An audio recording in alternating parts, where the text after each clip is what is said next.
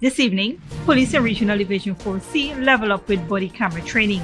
Get the details on how this initiative enhances transparency and accountability in policing. Next up, tragedy strikes as a 14-year-old girl loses her life in a fatal accident. Learn more about the incident on the number 41 public road in West Coast Paris and the ongoing investigation. Then, government constructs 15 young professional homes in Region 3. Find out how this initiative aims to provide sustainable and affordable housing solutions for citizens. Also, celebrating 103 years of service, DAR Shala, home of Benevolence, discover the inspiring legacy of this charitable organization and its dedication to serving the community. And later, Ecuadorians approve tough new security measures in a referendum. Get the latest on the overwhelming support for measures aimed at combating gang-related violence.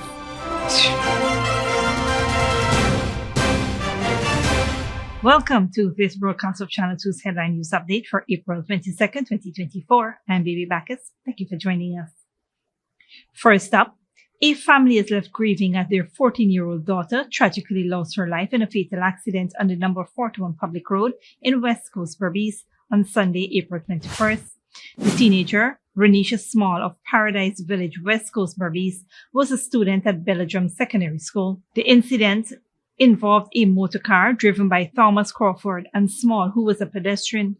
According to inquiries, the motor car was traveling east along the road when the teenager, who had just come out of a minibus in the opposite direction, attempted to cross the road and ended up in the path of the motor car.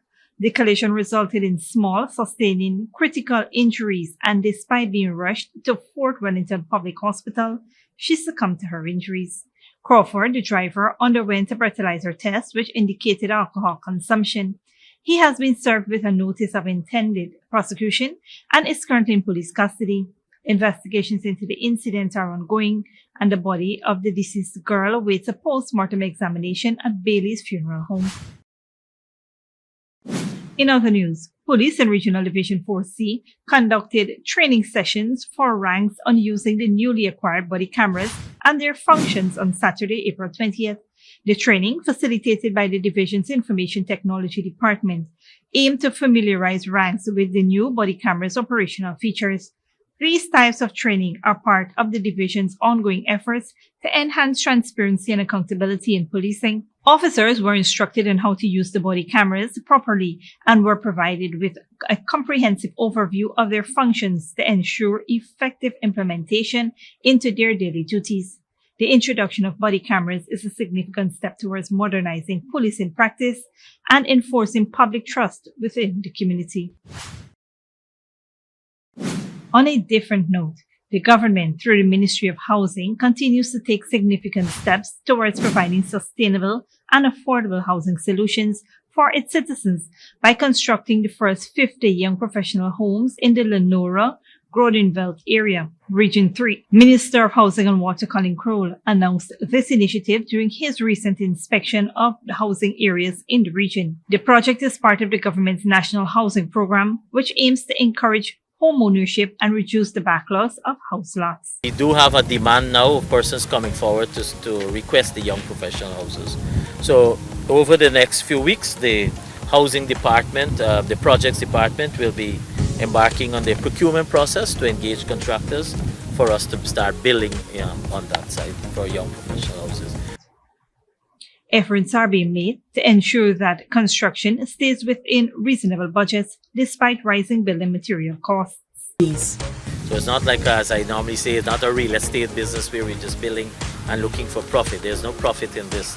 They're all building at base price, and that's what the houses are being for the beneficiary. That's what they're paying for through the bank. Some 89 young professional homes have been completed at Providence and Prospect, while another 425 are under construction. Stick around when we return. Minister of Health joins Autism Walk to advocate for improved quality of life, and DAR Shala marks 103 years of service to the community.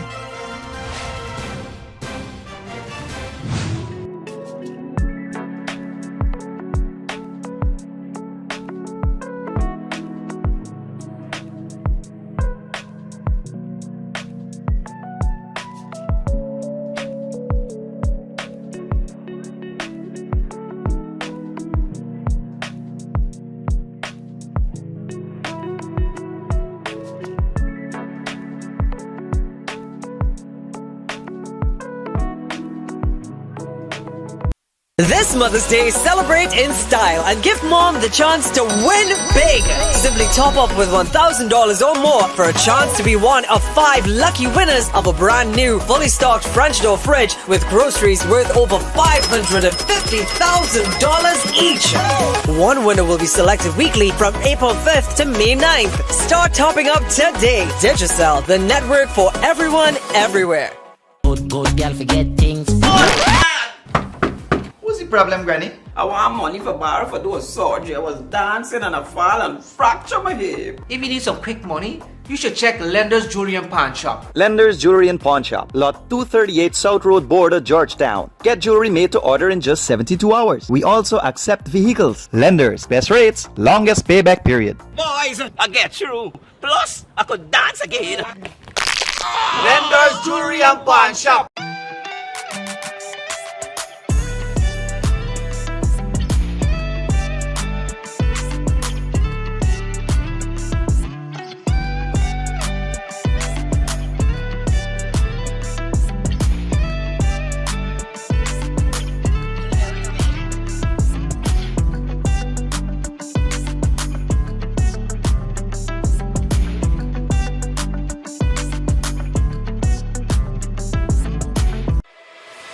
Furnishing your home or office has never been easier. Here at Kissoon's, our inventory of locally made and imported furniture, offered at amazing prices, will leave you wanting more. From vinyl, floor rugs and carpets, bedroom, dining and living room sets, mattresses, pillows, office desk, chairs and filing cabinets, outdoor benches and tables. We have a piece of furniture for every room imaginable in your home or office. Check out our flagship store at Industrial Site Rijnveld or one of our branches in New Amsterdam, Port Morant, Riverton and Camp Street. Kissoon's Furniture, furnishing homes for over 50 years. Sneakily with a gift of sight from Modern Optical Services. Let our professional team examine and prescribe what's best for your eyes. Our smiles make fashionable faces. See us for a full line of optical services, including brand name and prescription eyewear.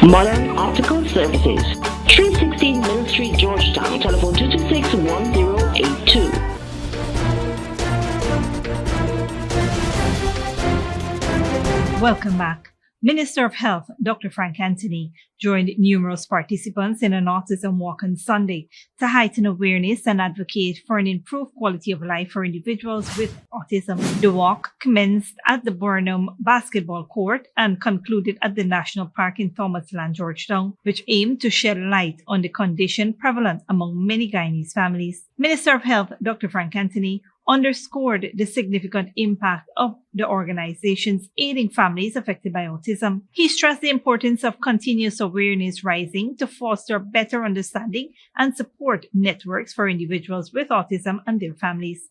Autism spectrum disorders are a diverse group of conditions.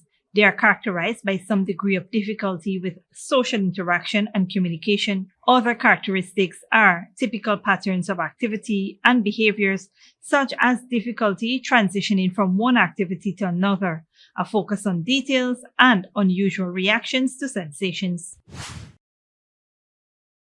In an era where negative news dominates the headlines, it is refreshing to hear about an organization serving its community for over a century. The DAR Shala, home of Benevolence, celebrated its 103rd anniversary over the weekend. The DAR Shala is a unique charitable organization founded in 1921 by the late Pandit Ram Sarup Maharaj. He used his personal finances to establish a facility that provides aid to individuals in need, regardless of their religion, race, or culture.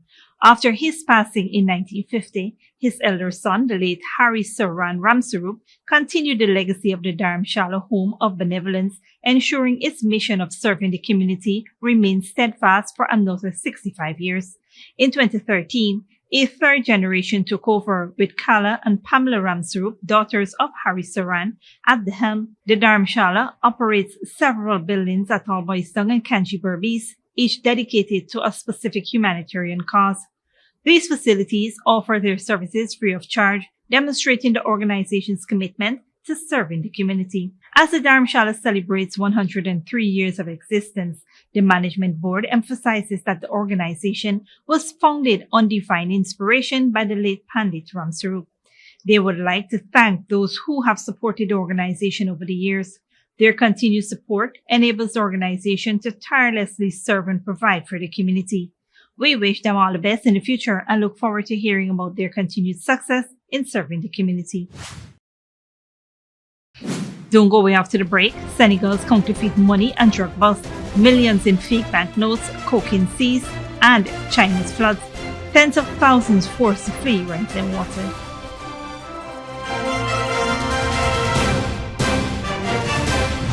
This Mother's Day, celebrate in style and give mom the chance to win big.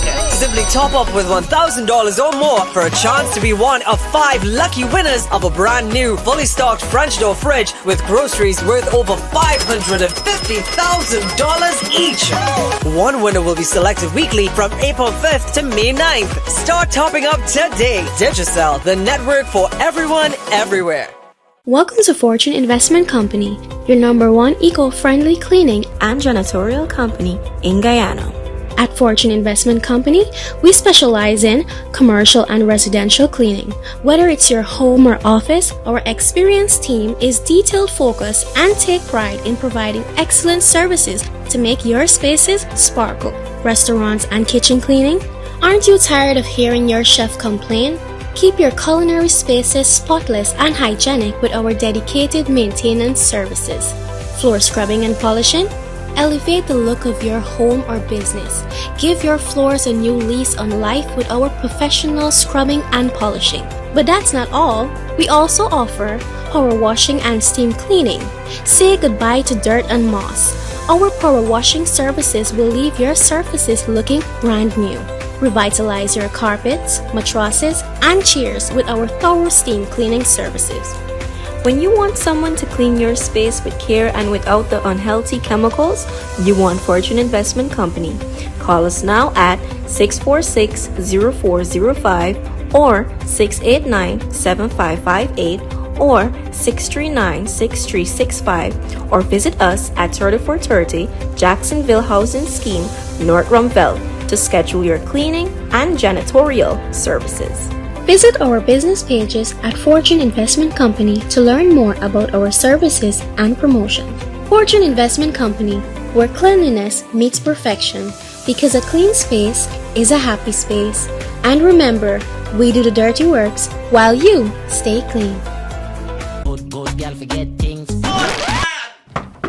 What's the problem, Granny? I want money for borrow for those surgery. I was dancing and I fall and fracture my hip. If you need some quick money, you should check Lender's Jewelry and Pawn Shop. Lender's Jewelry and Pawn Shop, Lot 238 South Road Border, Georgetown. Get jewelry made to order in just 72 hours. We also accept vehicles. Lenders, best rates, longest payback period. Boys, I get through. Plus, I could dance again. Lender's Jewelry and Pawn Shop.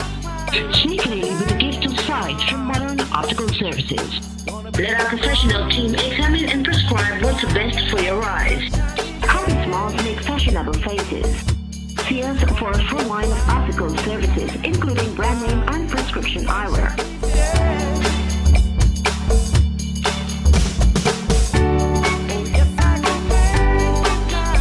Modern Optical Services, 316 Mill Street, Georgetown. Telephone 226-1082. Furnishing your home or office has never been easier. Here at Kissoon's, our inventory of locally made and imported furniture, offered at amazing prices, will leave you wanting more. From vinyl, floor rugs and carpets, bedroom, dining and living room sets, mattresses, pillows, office desk, chairs and filing cabinets, outdoor benches and tables. We have a piece of furniture for every room imaginable in your home or office. Check out our flagship store at Industrial Site Rijnveld or one of our branches in New Amsterdam, Port Morant, Riverton and Camp Street. Kissoon's Furniture, furnishing homes for over 50 years.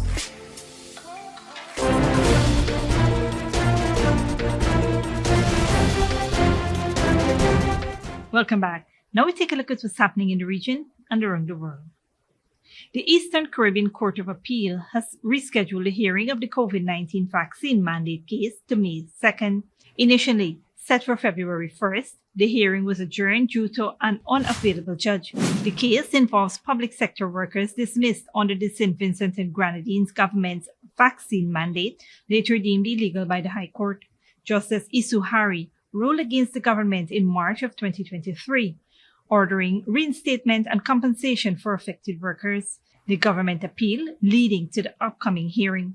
The court granted a stay of execution on Henry's judgment until the appeal is heard. Parties await the outcome as the legal battle unfolds. Ecuadorians voting in the referendum have overwhelmingly approved tough new security measures designed to fight gang-related crimes. The result of a quick vote tally announced by the country's National Electoral Council after voting finished late on Sunday showed that 60 to 73% of voters supported the referendum. Al Jazeera's Teresa Bo said voters were extremely concerned at the security situation. Jordan Pinto Arias lost his wife and 4 children 5 months ago when a criminal group attacked his home by mistake and killed them. The children were between the ages of 7 and 6 months old.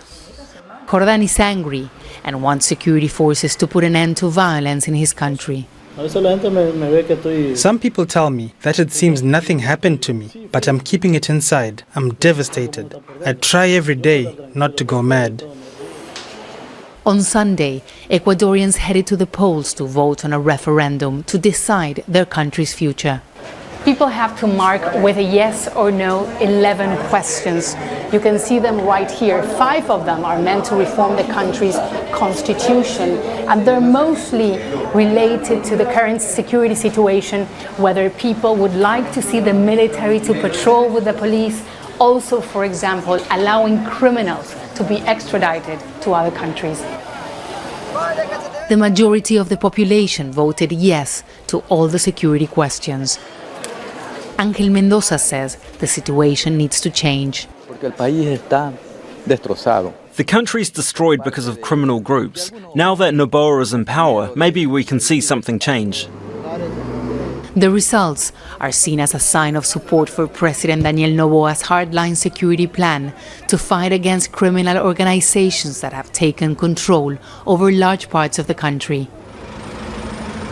In January, the government declared a state of emergency and deployed the military on the streets and inside prisons that had become operating centers for drug gangs.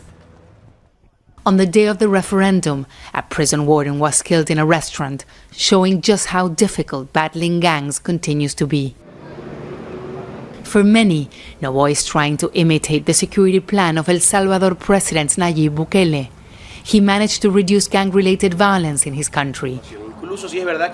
But analysts say there is a difference. Bukele was a mayor and had some type of contact with the criminal groups where he recognized the territory. That did not happen here. But the results show that for now people want government action against the criminal groups that most of them say has them living in constant fear. Teresa Bo, Al Jazeera, Durán, Ecuador. Internationally, customs officials in Senegal have seized a record $8 million worth of fake banknotes. Separately, officers carried out a sizable drug bust.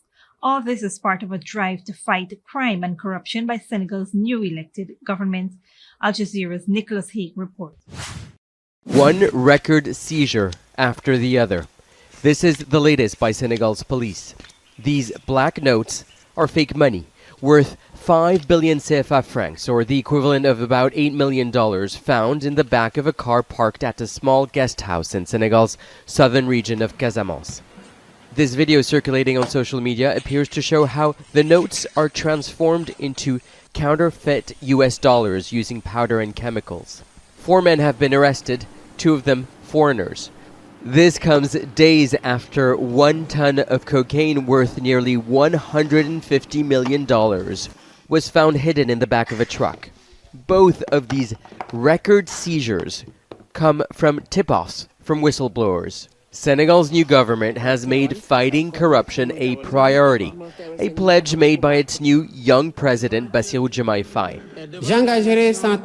I will promptly initiate a bold policy of economic and financial good governance by relentlessly combating corruption, penal repression of tax fraud and illicit financial flows, protecting whistleblowers, fighting against embezzlement of public funds and money laundering.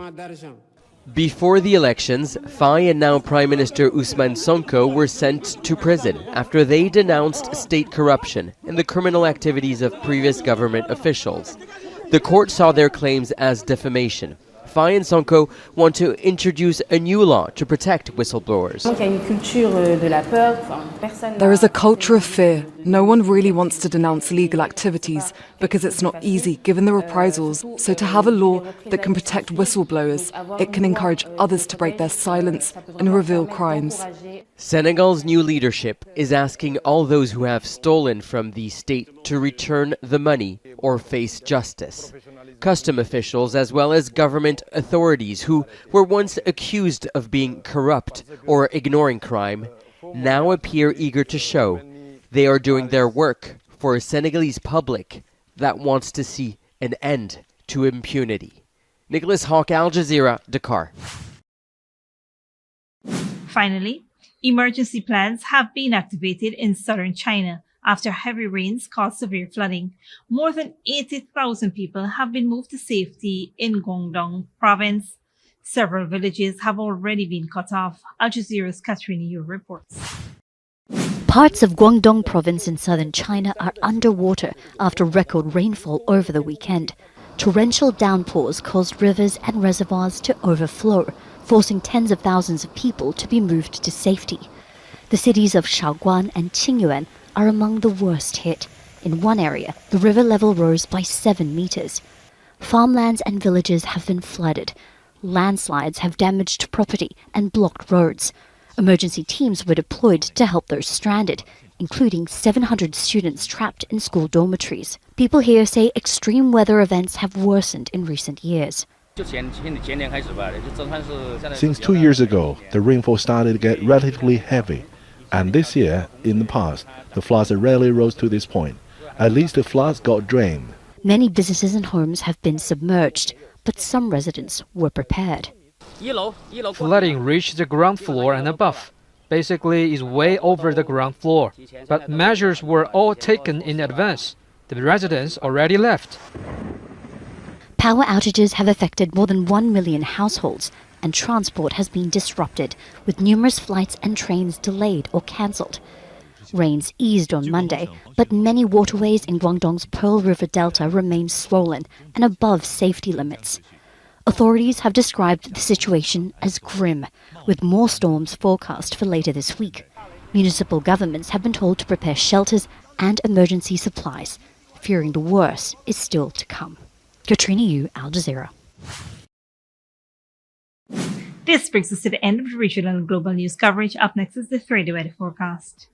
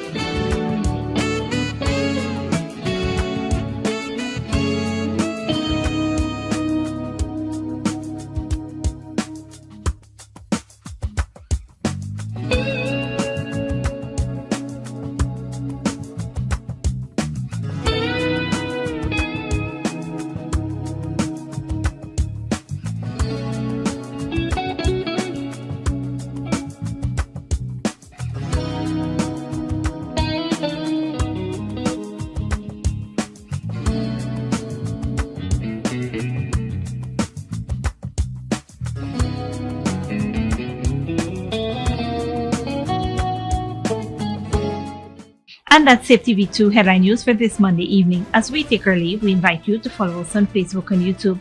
You can tune in tomorrow at 6:30 a.m. for a rebroadcast and at 7 p.m. for more news. Until then, please take care of yourself and each other.